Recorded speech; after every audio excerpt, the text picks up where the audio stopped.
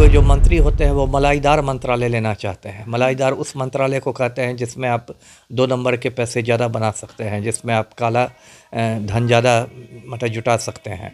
मोदी और नीतीश की जोड़ी नहीं हिट हुई है। इस बार के चुनाव में ज्ञानेश कुमार हिट हुए हैं और चुनाव आयोग ने बड़े पैमाने पर बिहार में वोट डकैती की है और ये वोट डकैती SIR के समय से ही शुरू हुई थी। मंत्रियों के पद को लेकर मंथन लगातार शुरू हो रहा है, तो ऐसे में क्या लग रहा है कि जो नए मंत्री बने हैं, जिनको नया पदभार मिलेगा, सौंपा जाएगा, तो क्या लगता है कि उनके अकॉर्डिंग मिलेगा मंत्री पद? अब देखिए, मंत्री पद में भी बहुत खींचतान चलती है, वो एक अलग किस्सा है, क्योंकि यहाँ बहुत सारा ज़्यादा भ्रष्टाचार है सिस्टम में। तो लोग जो मंत्री होते हैं वो मलाईदार मंत्रालय लेना चाहते हैं। मलाईदार उस मंत्रालय को कहते हैं जिसमें आप 2 नंबर के पैसे ज़्यादा बना सकते हैं, जिसमें आप काला धन ज़्यादा मतलब जुटा सकते हैं। तो वो भी एक बहुत खेल होता है। अब जैसे गृह मंत्रालय है, वो तो शुरू से पलटू राम ने हमेशा अपने पास ही रखा है। अब इस बार चर्चा हो रही कि मंगल पांडे से हो सकता है स्वास्थ्य विभाग छीन के दूसरे को दिया जाए, रामकृपाल यादव को दिया जाए। वो एक अलग है, पर्दे के पीछे का खेल हो रहा है और उसमें भी खींचतान होगी। सबसे बड़ी समस्या जो पलटू राम की अपनी है कि शारीरिक और मानसिक दोनों रूप से वो काफ़ी अब मतलब कमज़ोर हो चुके हैं और मुझे नहीं लगता कि वो 5 साल तक अब सरकार चलाने की स्थिति में रह गए हैं। भले ही बहुमत रहे, कुछ भी रहे, लेकिन जो शारीरिक और मानसिक स्थिति हो गई है चीफ मिनिस्टर की, वो बहुत चिंताजनक है। और इस स्थिति में मुझे लगता है कुछ लोगों ने उनको बंधक बना लिया है और वो एक नाम मात्र के CM रह गए हैं। उनसे तमाम फाइलों पर दस्तखत करवा लिया जाता है, सब कुछ करवा लिया जाता है। मोदी नीतीश के जोड़ी हिट हो गई, गाना चल रहा है, सुन रहे होंगे। पवन सिंह ने जो गाना पहले गाया था कि होई अब हो गई, 2 गाना आ गया मोदी। ठीक है, लेकिन पवन सिंह और ज्योति सिंह की जोड़ी कब हिट होगी, मैं तो उसका इंतज़ार कर रहा हूँ, है ना।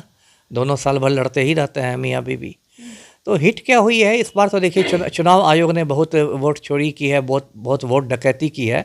मोदी और नीतीश की जोड़ी नहीं हिट हुई है। इस बार के चुनाव में ज्ञानेश कुमार हिट हुए हैं और चुनाव आयोग ने बड़े पैमाने पर बिहार में वोट डकैती की है और ये वोट डकैती SIR के समय से ही शुरू हुई थी और SIR के तहत लगभग 65 लाख मतदाताओं के नाम काट दिए गए, वोटर लिस्ट है। वो एक अलग खेल हुआ है बिहार में।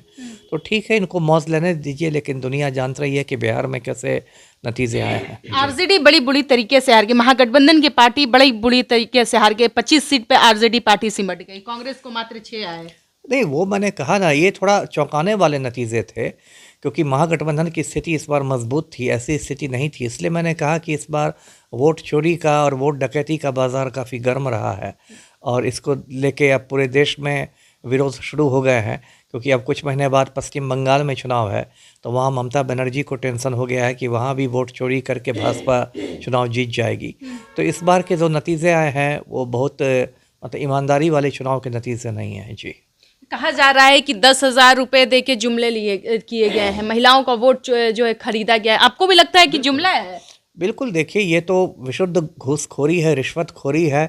10-10 हज़ार महिलाओं के अकाउंट में दिए गए और कायदे से यदि पलटू राम ने पहले इसका ऐलान कर भी दिया था तो आचार संहिता लागू होने के बाद पैसे का ट्रांसफ़र नहीं होने देना था, कायदा वही है। लेकिन चूंकि चुनाव आयोग पूरी तरह भाजपा का एजेंट बन के काम कर रहा है, इसलिए आचार संहिता के बाद भी 10,000 रुपये का ट्रांसफ़र नहीं रुका गया और चुनाव के 1-2 रोज़ तक महिलाओं के खाते में 1-2 रोज़ पहले तक पैसे आते रहे। तो ये तो बिल्कुल भ्रष्टाचार है और 10-10 हज़ार रुपये वोट देके पैसे देके महिलाओं के वोट खरीदे गए हैं। जी।